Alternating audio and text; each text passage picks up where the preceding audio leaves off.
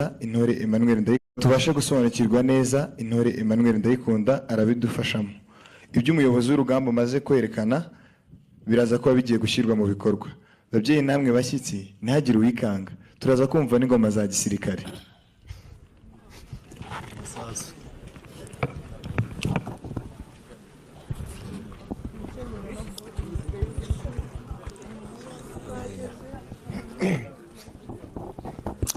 Good morning, sir. Welcome to number 1 Platoon 8 Post. I'm Exercise Lieutenant King Dave Muligo, number 1 Platoon Commander, Alpha Combat Team. Sir!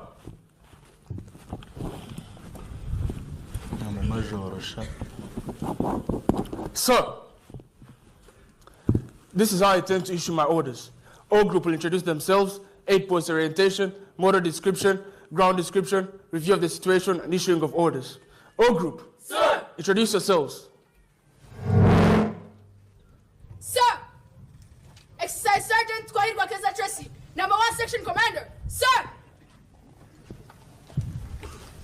Sir! Exercise Sergeant Obadiah Munjeri, number 2 Section Commander. Sir! Sir! Exercise Sergeant Ashley Kayara, number 3 Section Commander. Sir! Sir! Exercise Sergeant Dave Isheja Mundisha, Anti-Tank Section Commander. Sir! Sir! Exercise Sergeant Shimon Safir Joel, Anti-Aircraft Section Commander. Sir!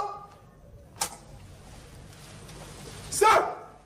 Exercise Sergeant Benjamin Karama, Rotating Commander. Sir! Sir! Exercise Sergeant Uri Zarika, as a Pioneer Section Commander. Sir! 8 Post orientation. Our 8 Post consists of the Master Operations Map, Concept of Operations, Authentication Table, Region A Diagram, and the SAN model. Model description. The model in front of us represents our area of operation. It is extracted from the maps of Gabiro, Nyagatare, Mihindi, and Gwayanchizinga, all to scale of 1/50,000. It extends eastings from 40 to 80 and northings 14 to 44. It is oriented to the north as shown by the arrow. The model is made to scale such that one side of the small square represents 2 kilometers on the actual ground. I've used various aids to represent both natural and artificial features. The raised modes of sun represent hills, like Gabriel Hill. The green color represents vegetation, like vegetation surrounding Gabriel Hill. The blue color represents water masses, like Kamramjezi Swamp. The red color represents road networks, like the road going through Mungokora, Senene, and beyond. The black dotted lines represent the national boundaries, like the boundary between Uganda Republic and Rugari Republic. Blue Manila paper with military symbols represents our forces' activity, like our company headquarters at Nyabagando. Red Manila paper with military symbols represents enemy forces' activity, like the enemy section dug in at Rusharazi.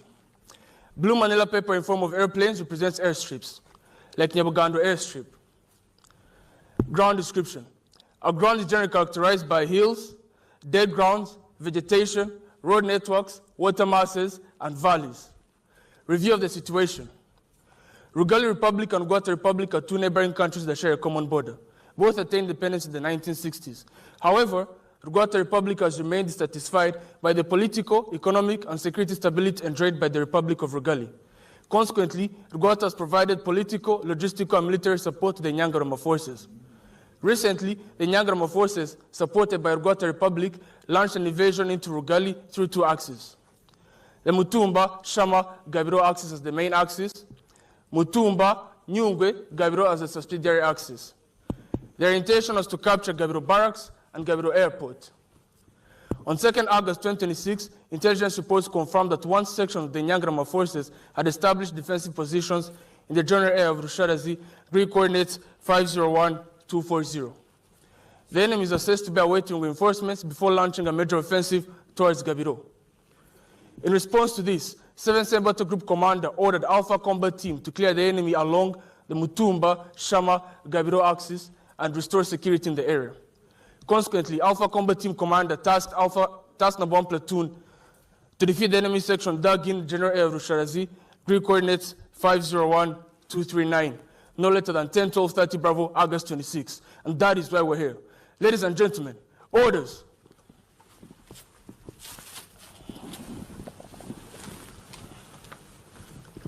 Situation, enemy forces. Strength, 1 section. Intention, to hold a temporary defensive position while waiting for reinforcements. Likely reaction, to withdraw when hit hard. Weapon, AK-47, MMG, 60mm mortar, and Launcher 7. Capability, quick reinforcement from Guatemala Republic. Morale, very high since they occupy a part of our territory. Dress, mix of civilian and combat dress. Mission, number 1 platoon is to attack and defeat the enemy section dug in at the Rushazi general area. Grid reference 501-240, no later than 10-12:30 Bravo August 26, in order to support Alpha Combat Team Commander's plan. Mission, number 1 platoon is to attack and defeat the enemy section dug in at the Rushazi general area.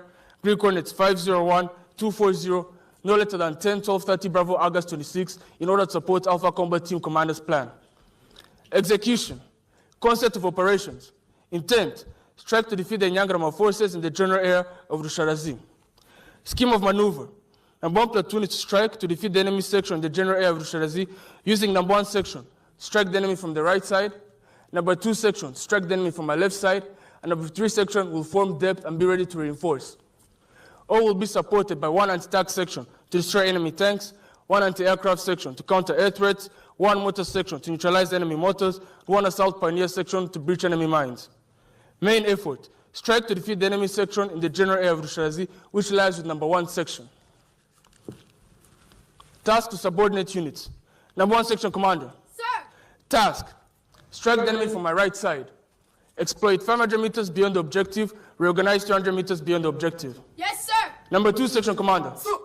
Task, strike the enemy from my left side. Exploit 500 meters beyond the objective and reorganize 200 meters beyond the objective. Yes, sir! Number 3 section commander. Sir! Task, secure FUP, form depth. Yes, sir! Anti-tank section commander. Sir. Task, destroy enemy tanks. Yes, sir. Anti-aircraft section commander. Sir! Task, counter air threats. Yes, sir! Mortar team commander. Sir! Task, neutralize enemy mortars. Yes, sir! Assault pioneer section commander. Sir! Task, breach enemy minefields. Yes, sir! Coordinating instruction. Timings. HR is 10-12:00 Bravo, August 26. Enemy to be defeated by 10-12:30 Bravo, August 26. Service support. Ammo. Each section to carry first line ammo. Medic. Each soldier to carry first aid kit. Command at signal. Location. Platoon headquarters will be between the right and left sections. Alternative command. Number 1 section commander will take over the command and accomplish the mission in case of my absence. Yes, sir! Signal. Channel. Operation channel. Sir! Go through your notes and ask questions, if any. Number 1 section commander. Sir! Any questions? No questions, sir! Number 2 section commander. Sir! Any questions? No questions, sir! Number 3 section commander. Sir! Any questions? No questions, sir! O group. Sir! Synchronize your watches according to mine. Time now is 11:30. When I say time, time will be 11:31. Wait.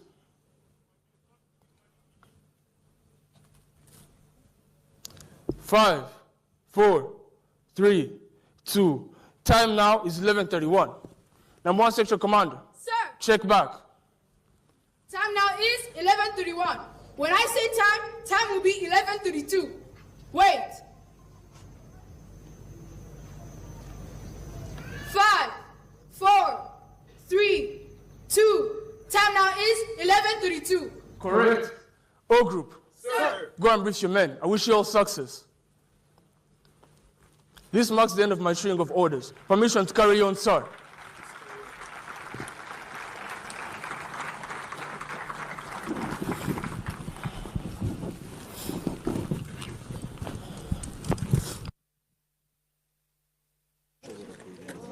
karagaragara mani karibu ugume ucunga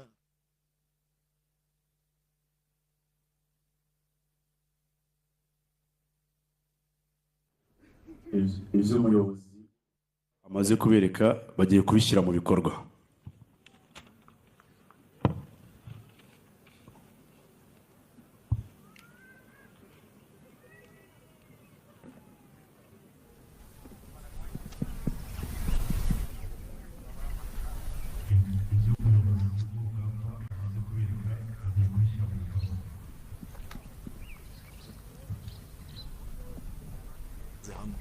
kugira ngo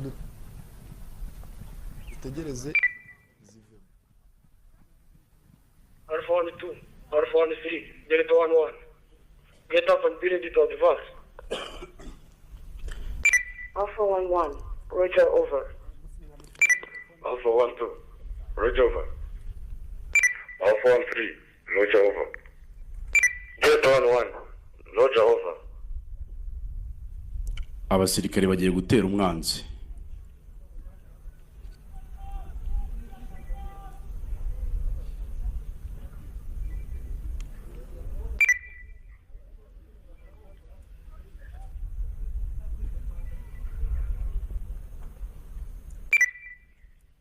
Alpha 1-1, Alpha 1-2, Alpha 1-3, Delta 1-1. Over. Umuyobozi w'isibo arakomeza ababwira ati mugende ariko muringaniye kugira ngo umwanzi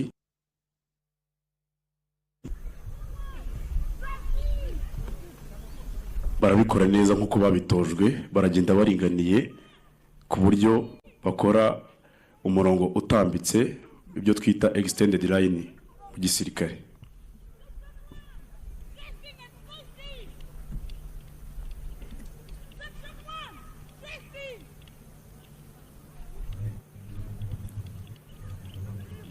Murabona ko bari kugenda rwose neza cyane nkuko babitojwe, bateganye nta n'umwe usiga undi, nta n'usigara n'inyuma, baringaniye neza cyane, baragenda nk'intore cyane rwose nkuko babitojwe. Ngira ngo namwe murababona.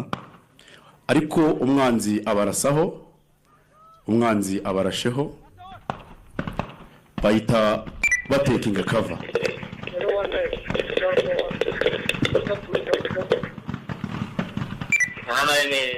Roger.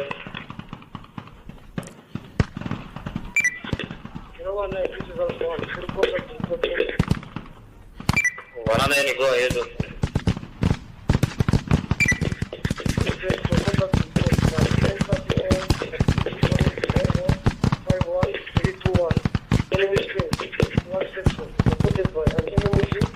Deployed along the axis.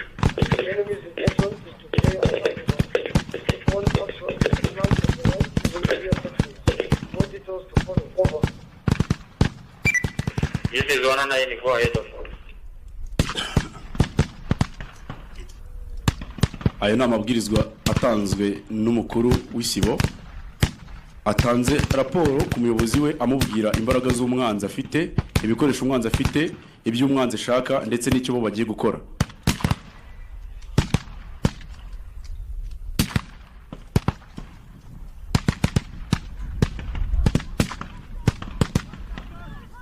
Umuyobozi w'isibo yatanze amabwiriza ku ngamba ya kabiri n'ingamba ya gatatu zigiye gutera umwanzi zimuturutse mu mbavu, ibyo mu gisirikare twita rugondehene, ibizwi mu ndimi z'amahanga nka flanking.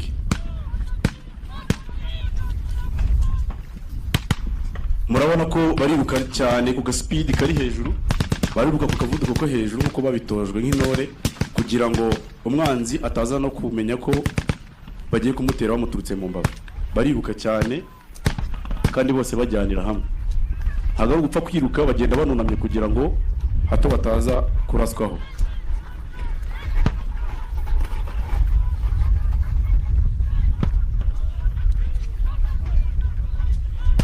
Umwanzi akomeje kurasa, yaryohewe no kurasa, atazi ibigiye kumubaho mu kanya nk'ako guhumbya.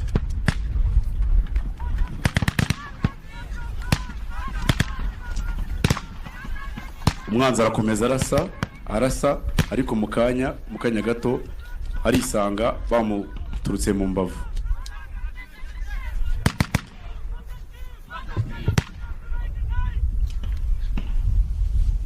Ariko nubwo mubona bagiye, hasigaye ya ngamba yarashweho, isigara ihanganye n'umwanzi mu buryo bwo kujisha umwanzi kugira ngo atamenya ko agiye kurasirwa mu mbavu ze. Ngira ngo namwe murabibona, ngamba yasigaye isigara ihangana n'umwanzi mu buryo bwo kujijisha kugira ngo umwanzi ataza kumenya ko agiye gutukwa cyangwa se bagiye kumutera bamuturutse mu mbavu ze.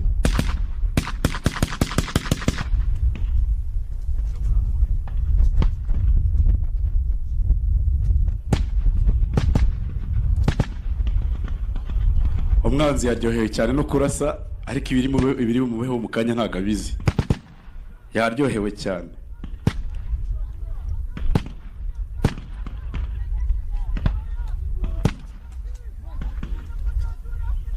murabona ko ya ngamba y'imbere yarashweho yafashe ubwihisho ibyo twita camouflage mu gisirikare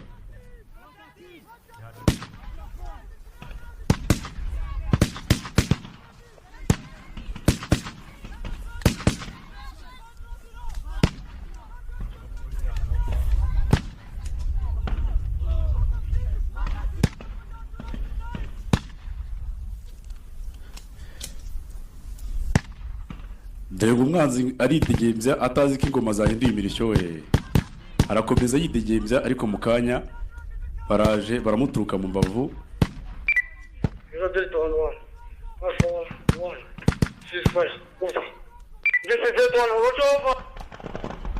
umuyobozi atanze ibwirizwa ryo kugira ngo ya gamba yasigaye inyuma ifunga imbunda kugira ngo itaraza kurasa bagenzi babo babaturutse mu mbavu murabibona yuko babaturutse mu mbavu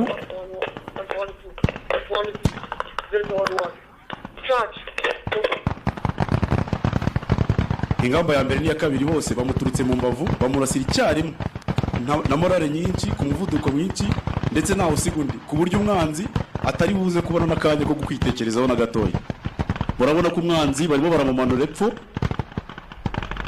barihuta ntawe usiga undi bararinganiye neza cyane umwanzi baramumanura muri kubibona ko umwanzi bamumanuye epfo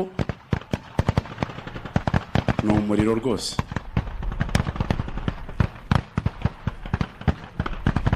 baramumanuye rwose mpaka bamuturutse mu mbavu murabona ko umwanzi akwiye imishwaro ndetse ari no kwicwa kandi ari no gutsindwa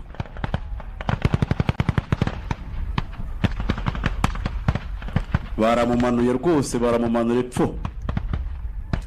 aho atabona n'umwanya wo kwitekerezaho na gatoya uku nguku niko RDF ikora nta mikino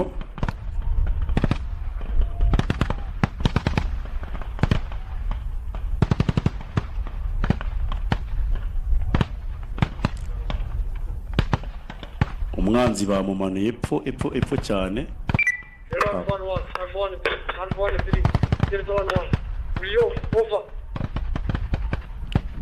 umuyobozi w'isibo atanze amabwiriza yo kwisuganya ibizwi nka yoga mu gisirikare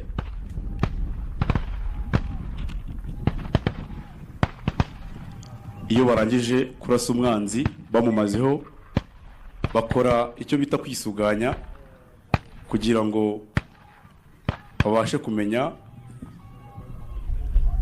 niba umwanzi bamurashe wese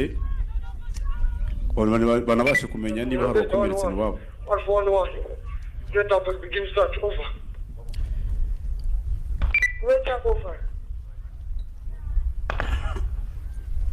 umuyobozi anatanze amabwiriza ku ngamba yasigaye ijisha umwanzi ko nabo bazi imbere ariko bareba ko hari umwanzi wasigaye kugira ngo ataza kubagirira nabi murabibona ko bahagurutse barimo baragenda bareba ko hari umwanzi wasigaye kugira ngo ataza kuba yabagirira nabi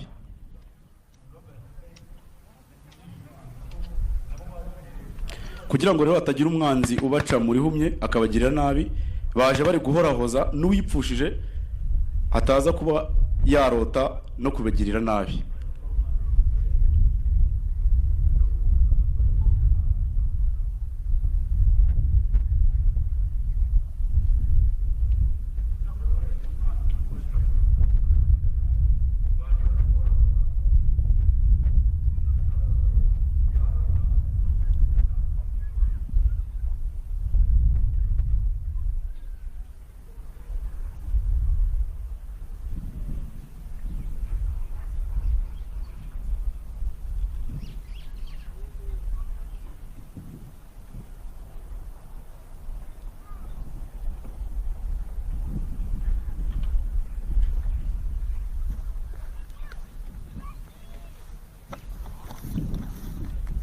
baragenda gake gake bareba ko nta mwanzi wasigaye